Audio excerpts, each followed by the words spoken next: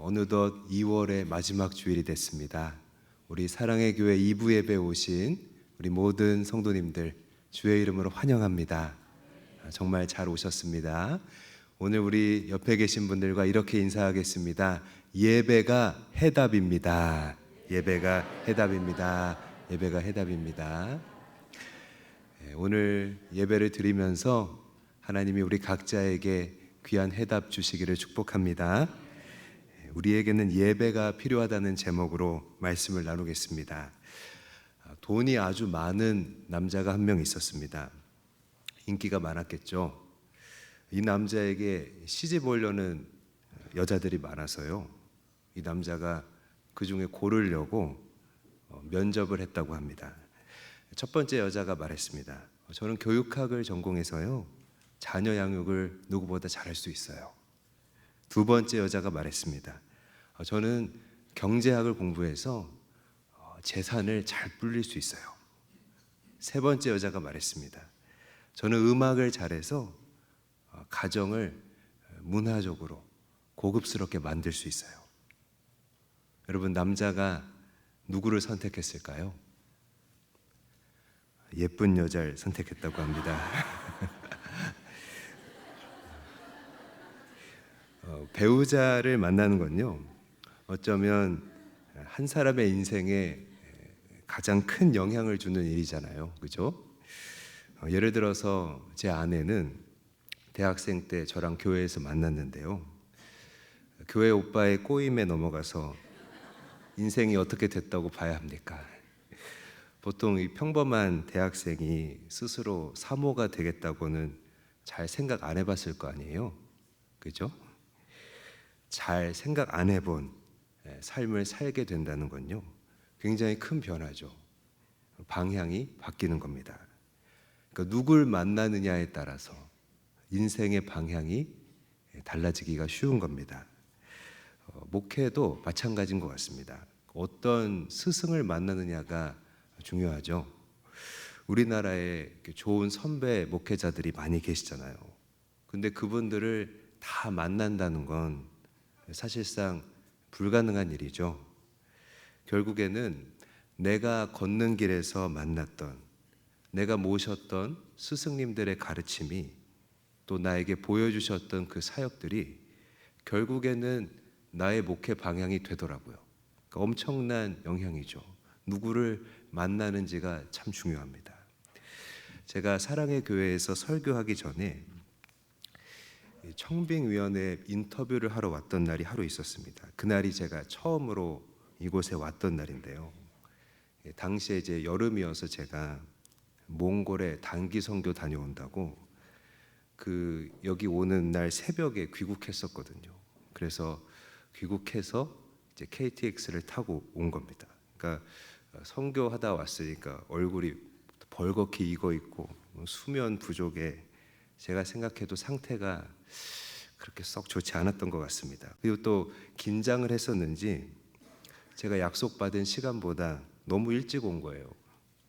그래서 그때 교회에 이렇게 와서 어색하게 있는데 그런 저를 발견하고 친절하게 안내해 주셨던 여자 성도님이 한 분 계셨습니다.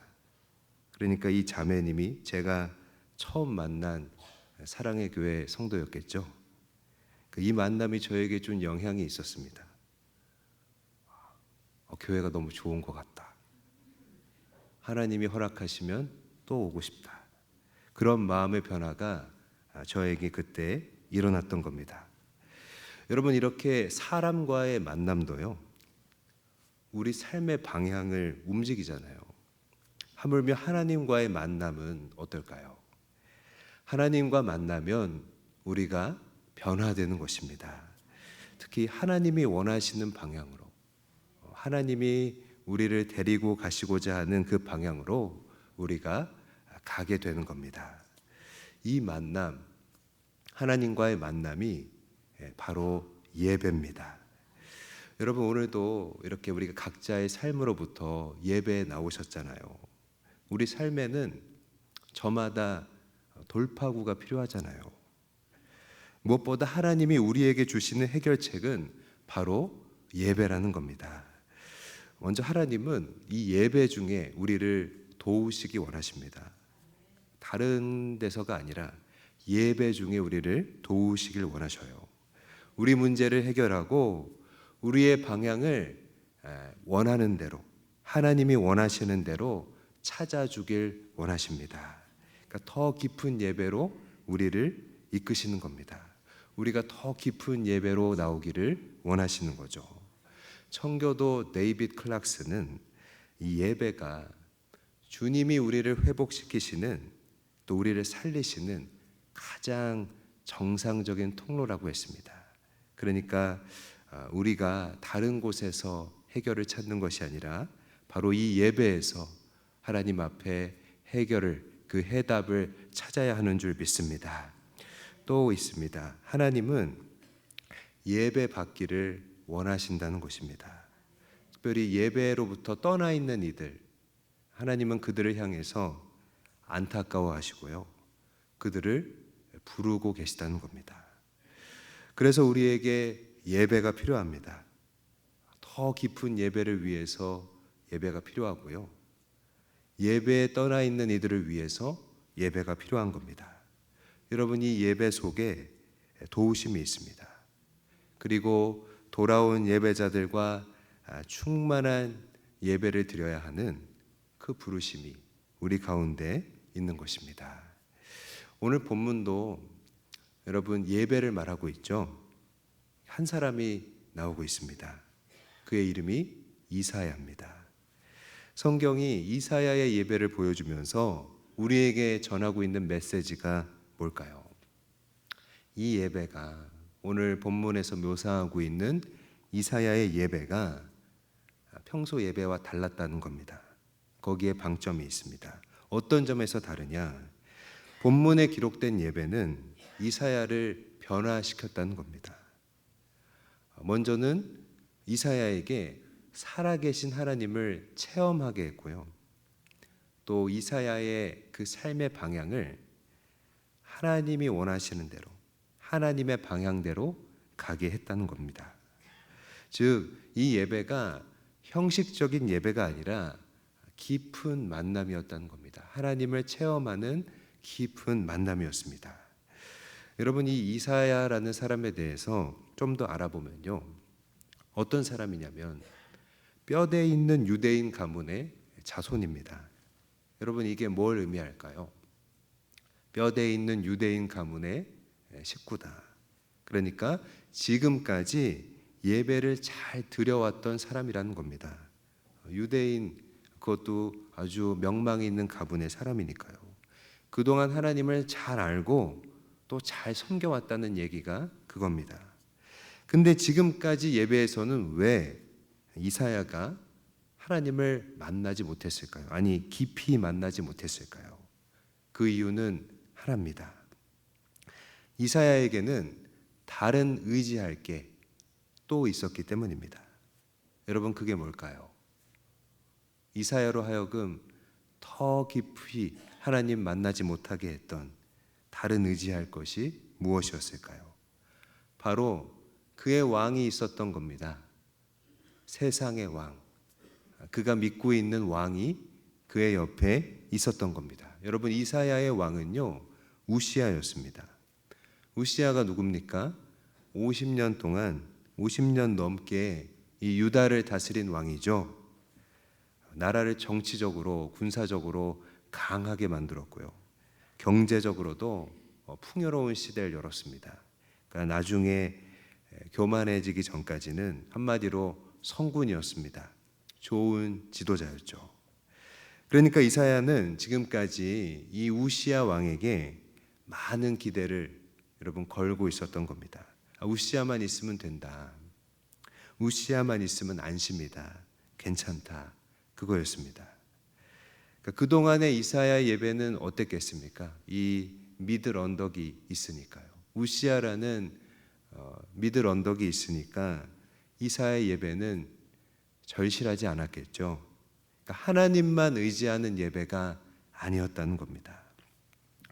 여러분, 유대 랍비들이 있죠. 율법 교사들인데요. 그들 사이에서 이제 전해오는 기록을 보면 우시야 왕과 이사야가 사촌지간이라는 얘기도 있습니다. 이게 사실이라면 그 사이가 더 돈독했겠죠. 그러니까 이사야의 뒷배가 있었는데 그는 바로 우시야였던 겁니다. 그런데 오늘 본문은 이렇게 시작하는 겁니다. 우리 1절 말씀을 함께 읽습니다. 시작. 우시야 왕이 죽던 해에 내가 본즉 주께서 높이 들린 보좌에 앉으셨는데 그의 옷자락은 성전에 가득하였고. 아멘. 자, 우시야 왕이 죽던 해에 이렇게 시작합니다. 여러분, 앞서 살펴본 이사야의 그 모습을 고려한다면 이 배경이, 우시야 왕이 죽었다는 이 배경이 시사하는 바가 크겠죠. 그러니까 지금까지와는 다른 이사야의 절망으로 시작하는 겁니다. 이제는 하나님밖에 의지할 곳이 없구나. 이제는 하나님만 바라볼 수밖에 없구나. 가난한 마음으로 성전에 올라온 겁니다. 마음이 가난했습니다. 여러분, 하나님밖에 바라볼 데가 없으면요, 마음이 가난해지는 겁니다. 여러분도 하나님 외에는 피할 곳이 없는 때가 있으셨죠? 하나님밖에는 의지할 분이 없는 그런 순간을 지나오셨죠? 그때 어땠습니까? 물론 하나님이 계시지만 마음이 외롭고 가난해지는 거잖아요.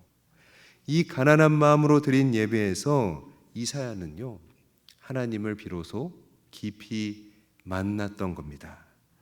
여러분, 여기서 뭘 알 수 있습니까? 나의 왕이 사라져야 그때 비로소 진정한 왕을 만날 수 있다는 겁니다.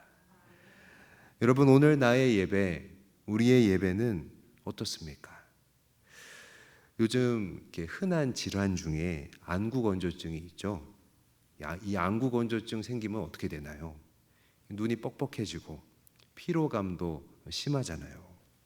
이 안구건조증만큼이나 흔하게 영적인 안구건조증, 이렇게 부를 수 있는 증상도 또 있는 겁니다. 예배가 우리를 변화시키는 건데, 예배가 우리의 방향을 바로 잡아주는 건데, 나에게 사모함이 줄어들고 또 감동과 이 기대가 메말라 가는 것 같다면요, 여러분, 그것은 내게 다른 게 있다는 얘기입니다. 다른 걸 바라보고 있는지, 다른 걸 의지하고 있는지, 아니면 다른 걸 생각하고 있는지, 내가 인식하고 있든 그렇지 않든 돌아봐야 하는 것입니다. 분명한 건요, 오늘 이 본문이 우리를 향하여서 우리 마음이 가난해져야 한다고 말하는 겁니다. 그러니까 다른 게 있으면 예배를 잘 드릴 수가 없다는 겁니다. 다른 게 있다면 하나님의 임재를 볼 수가 없는 것입니다. 우리 창세기 28장 16절을 한번 읽습니다. 시작. 여호와께서 과연 여기 계시거늘 내가 알지 못하였도다. 아멘. 여러분, 야곱의 고백입니다. 야곱 한번 보세요. 언제 하나님을 깊이 체험했습니까? 언제 만났습니까? 도망자가 되어서야 그 길 위에서 홀로 남고 하나님 외에는 붙잡을 그 무엇도 없는 때에 가난한 마음이 돼서 하나님 앞에 엎드리고 이 베델에서 하나님을 만나잖아요. 하나님을 경험하잖아요. 또 욥기 42장 5절을 읽어봅시다. 시작. 내가 주께 대하여 귀로 듣기만 하였사오나 이제는 눈으로 주를 배옵나이다. 아멘. 욥도 마찬가지죠. 죽을 고통 넘기고서야 내가 귀로만 들었던 하나님을 눈으로 본다고. 그때 비로소 하나님의 임재를 더 깊이 체험한 거잖아요. 여러분, 우리의 뒷배는 무엇입니까? 그게 실력이든 사람이든 배경이든 외모든요, 아니면 내가 인식하고 있든 그렇지 못하든요, 나의 우시야를 버리고 내려놓는 게 바로 예배인 것입니다. 오늘 이 예배 속에서 내가 잡고 있는 것들 여러분 다 놓을 수 있기를 바랍니다. 반대로 지금 내가 가난한 심령이 됐다면요, 어떤 뜻일까요? 하나님이 나를 가난한 심령으로 인도하고 계시다면, 지금 나의 상황이 하나님밖에 바라볼 곳이 없다면, 하나님 외에는 의지할 그 누군가가 없다면 지금 하나님 만나라는 신호인 줄 믿습니다. 세상에서 믿었던 줄들이 다 끊어졌다면 이제 누굴 만날 차례입니까? 하나님 만날 차례가 된 것입니다. 우리나라의 거창고등학교라고요, 이 전인 교육의 산실로 일컬어지는 학교가 있습니다. 경남의 소도시에 있는 학교인데요, 이곳의 교장으로 계셨던 전영창 선생님이 있습니다. 지금은 이제 고인이 되셨습니다. 그러니까 기독 정신으로 우리나라 교육계에 전인 교육의 새로운 길을 열었다, 그렇게 평가받는데요, 그분에 관한 일화를 한번 좀 소개해드리고자 합니다.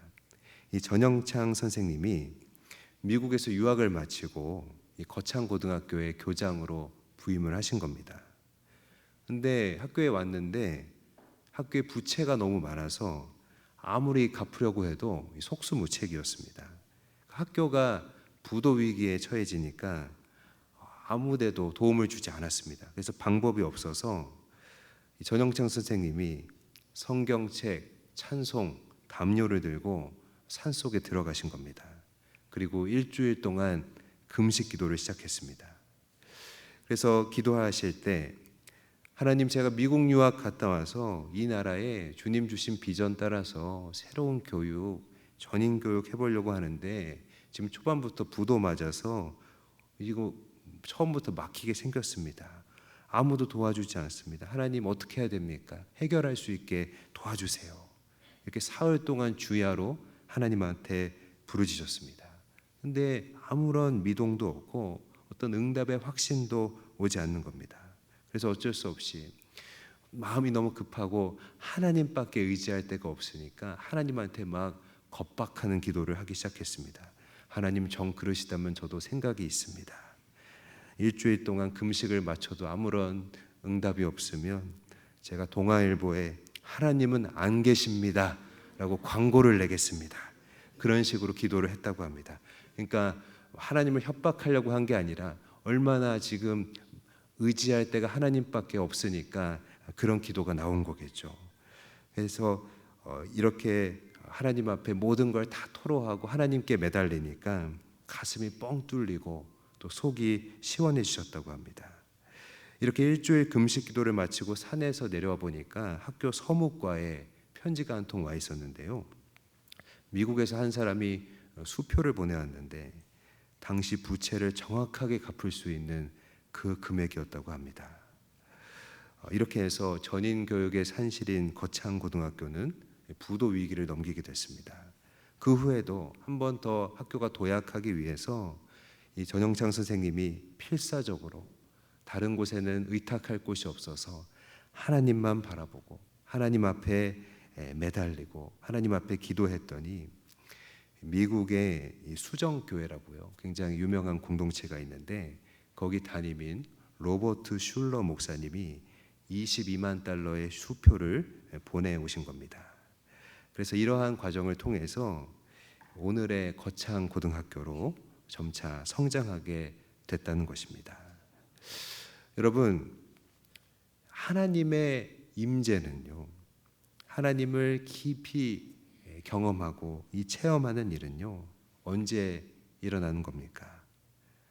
세상의 왕을 버리고 나의 우시아를 버리고 하나님 밖에는 바라볼 분이 없을 때 경험하게 되는 줄 믿습니다. 그러면 우리가 어떻게 하면 이 가난한 심령이 돼서 하나님 앞에 예배 드릴 수 있을까요? 첫 번째로 예배에서 나를 낮춰야 하는 것입니다. 오늘 본문 5절 말씀을 같이 읽습니다. 시작. 그때 내가 말하되 화로다 나여 망하게 되었도다. 나는 입술이 부정한 사람이요 나는 입술이 부정한 백성 중에 거주하면서 만군의 여호와이신 왕을 배웠음이로다 하였더라. 아멘. 여러분, 오늘 5절 말씀에 보니까 이사야는 예배를 드리며 자기를 낮추고 있죠. 내가 망하게 되었다고 합니다. 그러니까 내가 죽게 되었다는 뜻입니다. 여러분, 내 소리가 크면요, 하나님 음성을 듣지 않게 됩니다. 그러니까 나를 낮추어야 말씀에 귀 기울일 수 있는 거죠. 그러니까 나를 낮추지 않는다면 그 예배는 실패할 확률이 높은 겁니다. 그런 의미에서 우리 이렇게 한번 따라해 봤으면 좋겠습니다. 오늘도 낮아집시다. 오늘도 낮아집시다. 여러분, 예배는요, 이사야식으로 말하면 내가 죽는 겁니다. 나는 아무것도 아니고 주님만 바라본다고 하는 게 예배입니다. 예배를 드리며 내가 죽고 그리스도로 다시 사는 게 바로 예배의 은혜인 줄 믿습니다. 얼마 전에 축구 아시안컵 대회가 있었는데요. 토너먼트를 잘 하다가 항상 역전승하다가 4강전에서 요르단에게 졌습니다.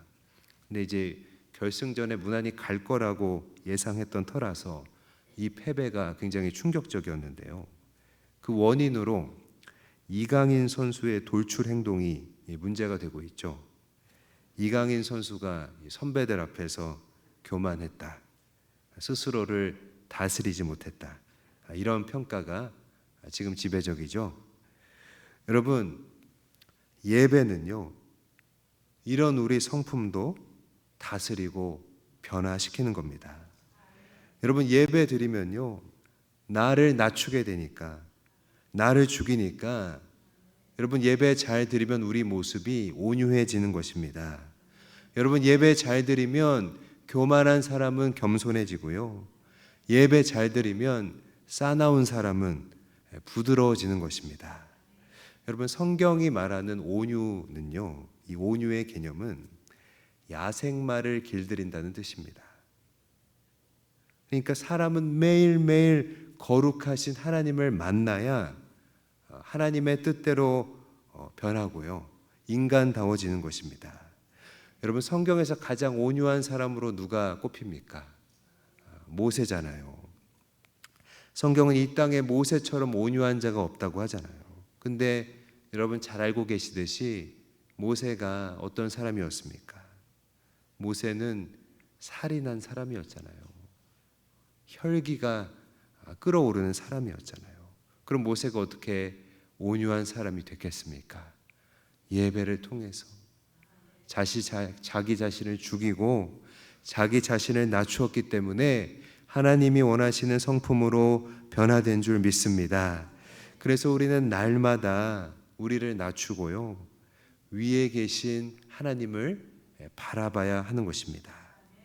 여러분, 성경에 위대한 사람들의 그 공통점이 하나가 있다면요, 그들은 어떤 사람들입니까? 하나같이 위를 바라봤던 사람들이잖아요. 여러분, 믿음의 거인들은요, 위를 바라보는 사람들이었습니다. 금세기 최고의 기독교 문학가인 이 C.S. 루이스는 지적했습니다. 교만한 사람은 자기 밑을 보기에만 급급한다. 그래서 자기 위에 계시는 분을 바라보지 못한다.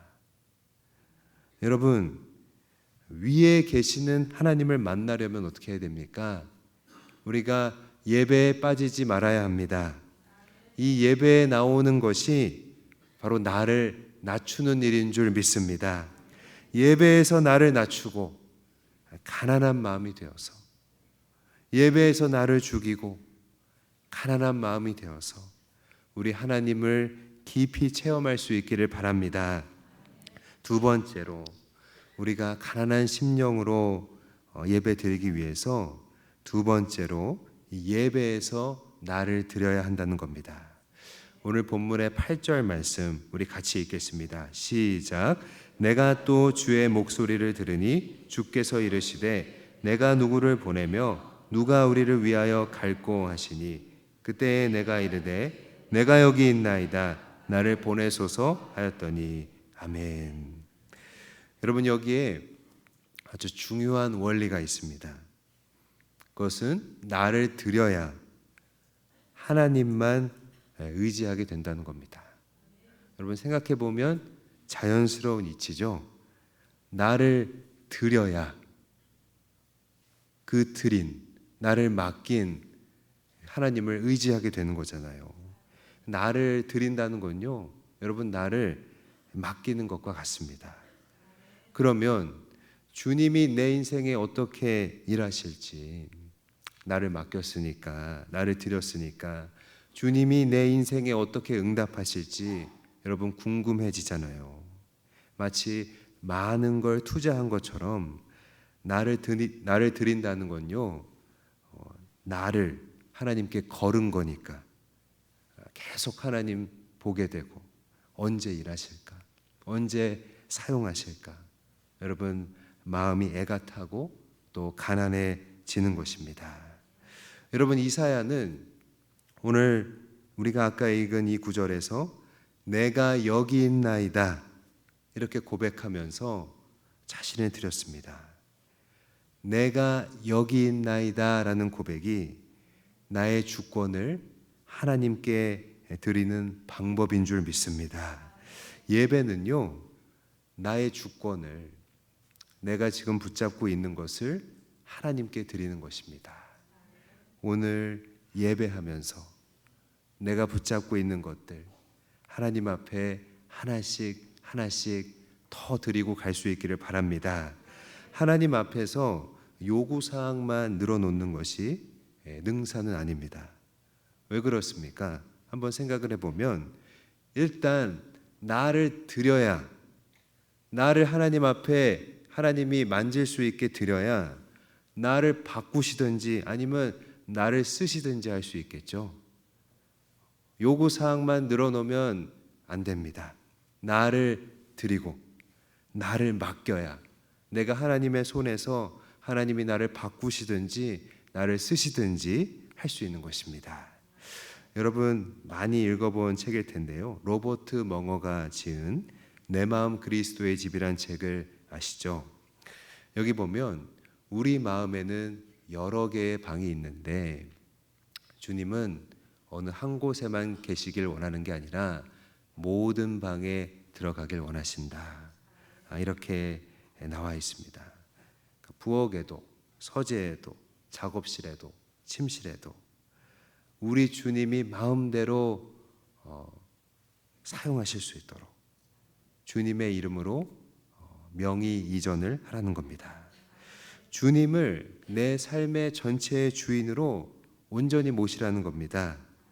그래서 내 마음의 중심은 물론이고 사소한 부분들까지 주님이 주님 뜻대로 하실 수 있도록 내어드리라는 겁니다. 여러분 이렇게 예배에서 나를 드리면요 어떻게 될까요? 한 부분 한 부분 더 예배를 통해서 나를 드리게 되면 여러분 어떻게 될까요? 여러분 절실해지지 않겠습니까? 하나님이 잘 돼야 나도 잘 되는 거잖아요. 절실해지죠. 나를 내어드렸으니까요, 나를 맡겼으니까요, 내 주권을 드렸으니까요. 그리고 열정이 생기는 겁니다. 하나님이 잘 돼야 나도 잘 되는 거니까 하나님을 위해서, 하나님을 위해서 그런 마음이 생기는 거죠. 여러분 열정은 다른 일들에서도 중요하지만 예배에서도 참 중요한 겁니다. 세계적으로 유명한 그 백만장자 마크 피셔라는 사람이 있는데요, 그가 골퍼와 백만장자라는 책을 썼습니다. 거기에 재미있고 또 중요한 말이 있는데 운동이나 사업이나 혹은 공부나 성공하는 사람들에게는 특징이 있다. 그것은 열정이다. 모든 성공하는 것의 공통적인 요소는 바로 열정이라는 겁니다. 여러분 예배도 마찬가지입니다. 예배도 성공하기 위해서는 열정이 필요한 겁니다.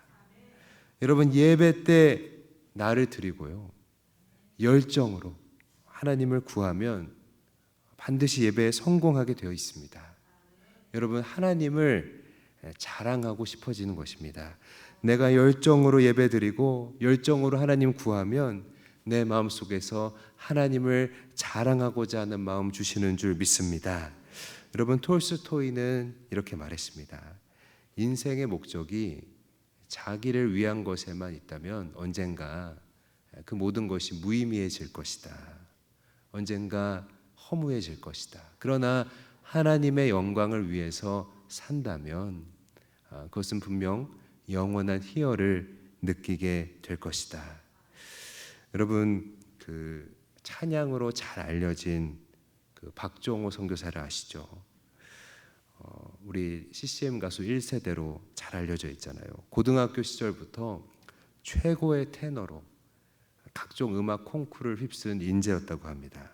그래서 한 단체에서 유학생활까지 10년을 책임지겠다고 가서 공부만 하라고 그를 유학 보내기로 했습니다. 그래서 이게 어떤 의미냐면 돈과 명예와 앞으로 세계 최고의 오페라 가수로 활동할 수 있는 모든 요건이 다 갖춰진 것을 의미하는 겁니다. 이 박종호 선교사가 당시에 세계적인 소프라노 조수미 씨와 또 동기였다고 하고요. 근데 서울대 성악과 4학년이던 때에 이제 유학을 위한 출국을 한 달 앞두고 오늘 본문에서 이사야가 그 하나님을 경험한 것처럼 살아계신 하나님을 만나게 됩니다. 한 달 뒤에 출국할 모든 준비가 다 되어 있는데 하나님을 만나고 그 모든 것을 포기하고 하나님을 찬양하는 가스펠 가수로 살기로 하는 겁니다. 유학과 명예가 아니라 영원한 것을 위해서 자신을 드리기로 결심한 거죠. 23살이었습니다. 가장 소중한 것을 하나님께 드려서 지금은 이제 30-40년이 훌쩍 지났겠죠. 지금도 여전히 하나님을 찬양하는 삶을 살고 있는 것입니다. 박종호 씨는 그때 결심했다고 합니다. 나는 죽을 때까지 하나님을 선전하는 삶을 살겠습니다. 죽도록 하나님을 응원하는, 하나님을 자랑하는 삶을 살겠다고 선포한 겁니다. 최근에는요, 간암에 걸려서 투병하느라 너무 힘드셨는데 다 이겨내고 다시 하나님을 높이는 삶을 살고 있다고 합니다.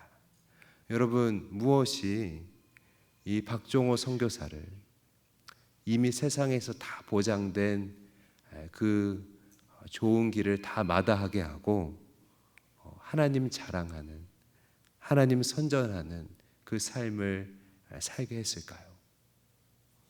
압도적인 하나님과의 만남, 살아계신 하나님이 그의 삶을 바꾸시고 그의 삶의 방향을 바꾸셨기 때문입니다.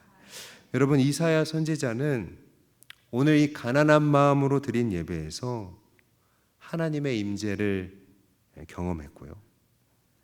죄악에 빠져 있는 자기 민족 이스라엘을 바라보며 슬피 울고 통곡했습니다. 그리고 오늘의 예배 이후로 3년 동안 벗은 몸과 벗은 발로 다니면서 하나님의 메시지를 열정적으로 선포했던 것입니다. 왜 그렇습니까? 그의 마음에 자신을 드리니까, 하나님 앞에 자신을 드리니까 하나님을 자랑하고 하나님을 위해 살고자 하는 마음 하나님이 주신 줄 믿습니다. 우리가 다음 주부터 이제 행복한 사람들의 축제를 위한 사역을 시작합니다. 여러분, 행복한 사람들의 축제는 예수를 만나 행복해진 사람들이 예수를 전함으로 더 큰 행복을 나누는 사역입니다. 그러니까 복음 전하고 영혼을 구원하는 일입니다. 그러니까 교회의 본질입니다. 이 사역을 시작하면서 각 교구와 또 청년의 모든 성도들이 하나님의 군대가 되어서 출정하는 이 진군식을 다음 주 오후 예배 시간에 우리가 가지려고 합니다. 우리가 예배에서 나를 드리면 여러분, 하나님이 열정을 주시고 그 열정으로 하나님이 교회에 맡기신 영혼 구원을 위해서 함께 할 수 있는 그 힘도 주실 줄 믿습니다. 말씀을 정리하겠습니다. 하나님이 오늘 우리에게 부어주시는 마음은요, 여러분, 우리에게 예배가 필요하다는 겁니다. 예배는 드리고 있는데 왜 예배가 필요하냐? 더 깊은 예배를 위해서 예배가 필요한 겁니다. 형식적인 예배가 아니라, 종교인의 예배가 아니라 더 깊은 예배로 하나님을 실제적으로 만나는 그 예배가 오늘 나에게 필요하다는 겁니다. 이사야가 경험한 하나님과의 그 깊은 만남이 우리 삶의 문제를 해결하고요, 삶의 방향을 하나님의 뜻대로 조율할 수 있는 겁니다. 여러분, 예배야말로 하나님이 우리에게 주신 해결책인 줄 믿습니다.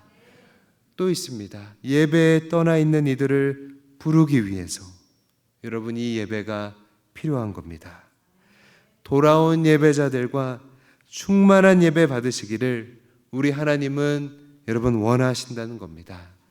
이를 위해서 예배에서 우리 자신을 낮출 수 있기를 바랍니다. 그러면 하나님 말씀이 들릴 것이고요, 온유하게 하나님 원하시는 모습으로 변화될 겁니다. 또한 예배에서 자신을 드릴 수 있기를 바랍니다. 주권을 내어드릴 때 우리 믿음의 절실함과 또 큰 열정 더해 주실 줄 믿습니다. 주권을 내어드릴 때 예배에 성공하게 하실 줄 믿습니다. 이렇게 하나님만 의지하는 심령이 가난한 자가 돼서 우리가 하나님 앞에 예배 드릴 수 있기를 바랍니다. 하나님과의 깊은 만남을 통해서 우리 인생이 변화되고 또 하나님께 쓰임받는 우리 모든 성도들 되시기를 주의 이름으로 간절히 바라고 사랑으로 축복드립니다. 우리 예배 받으시는 하나님께 박수 청하겠습니다.